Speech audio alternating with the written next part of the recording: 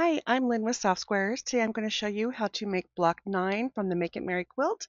This is a pattern from Lamb Farm Designs. It is a block of the month pattern, and this is exactly what block 9 looks like. I'm going to show you how to make that today. So this is something that you can get the pattern directly from me at softsquares.com. If you want the pattern and the fabrics that I'm using, there is a kit that is available also at softsquares.com. Just type in Make It Merry and you'll see both options. But this is the finished quilt. Isn't it cute? So you're going to get instructions today on how to put this together. If you do end up with one of my kits, you'll get something like this that shows you what all the fabrics are, and your fabric is also labeled directly on it. And this is just a quick flyer showing you the size of the block. It's 59 by 59, not block, the quilt. And you get it from softsquares.com. And it is basically a block of the month, but you get it all at once. My favorite kind of block of the month. So let's look at the fabrics and what we're working on. Now there's a lot of little pieces and I got them already cut out, so I'm going to show you what is going on with them. Now remember, I cannot give you the sizes of anything or the exact increments, but I can tell you enough about it to be able to follow along with me. So now first of all, block A is this red fabric, which is number 5. So fabric number 5. Block B and C are both fabric 3, which is the mint. Fabric 11 is the green, which is D and E. They're two different sizes there, just like the B and C. And there's a lot of D. There's 32 Ds, and that's a tiny little square. So we have some flying geese we're going to be making, and snowballed corners. We also have fabric 9 is F and 14 is G. And there's 16 of almost everything there except the one that's 32. And then the A squares, there's only 4, but we're making 4 blocks, and that's the very center. So we're going to be doing a lot of piecing with this block. I think this is the most detailed block out of the whole quilt. And when I spoke with Jenny Jo, the designer, she did say that the easiest blocks are at the beginning. I will also tell you that this is the last of the green blocks. After this, we're going to be working on the background, the borders, and the sashing. And so it's going to start coming together really fast after this. You're going to see me at my design wall. So what I'm doing is I will be putting these tiny little Ds on the corners of the red block. D is the one I have 32 pieces of, so we're going to be snowballing that block. And then while I'm at it at the machine, I'm just going to piece as much as I can. And the next step has us making flying geese using D and C. So I'm just showing you, if after you put 2 on, kind of what that would look like. We know that's not a real flying geese, right? And then after that, because I'm going to be piecing all at once, we're going to be adding F to the top of that once it is pieced. So that's 1 square block when you're done with it. And then there's one other block, we'll do that near the end, which includes G and E. It's just basically a snowballed corner, which are the 4 corners of our blocks. And so everything's going to be pieced all at once. And you're going to see me kind of zip through here on the video. What I've done is, for the most part, I am letting it just run, the computer or the video run. I've sped it up quite a bit, but if you're like me, I like to just kind of watch how things work and how they're made and how they come together, but you don't need it at real time. So in a little bit, once I start sewing, I'm going to speed this up real fast, and you can see how I chain piece things, and my sewing machine will be a little more in view than it is right here, but I'm showing you that that's going to be a flying geese. And so there's the first block, and then you fold it back, you put the other side on, fold it back. So there's going to be a lot of in and out of the machine with pressing, but I'm just going to sit and do it all at once, and you'll probably figure out exactly where I'm at on my sewing as you watch me. And I am going to show you one finished block, but I'm also piecing everything all at once. And I finally realized that my sewing machine was not in view, so that's why it jumped a bit, but you got all the red blocks in there. And I'm just putting one corner on at a time. And while I'm at it, here we go with the flying geese. And we're just going to keep going. And I'm going to quit talking at this point and let you listen to some fun little jazzy music, which, by the way, it's the same tune you hear on most of my videos. And it's my special little tune that I had made for me, in case any of you were ever wondering. And I'm wondering if I should update it. So give me some input on that. Anyway, enjoy, and I'll pop back in when there's something more to share with you.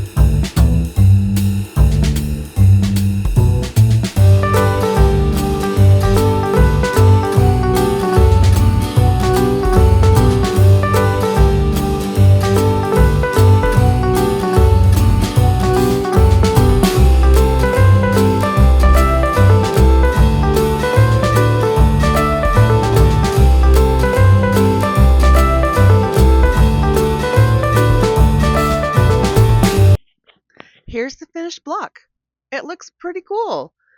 I pressed everything open, and as you can tell, I like to piece my little pieces to save as much fabric as I can. So you saw a couple open seams, and there was one on the back of that. And this is it. So I have 3 more blocks to make, and honestly, at the time of me recording or doing this editing, it came together super fast because there was not much left to do. The next few videos we're going to be doing, we're going to be assembling the quilt and putting the borders on. Bye, guys!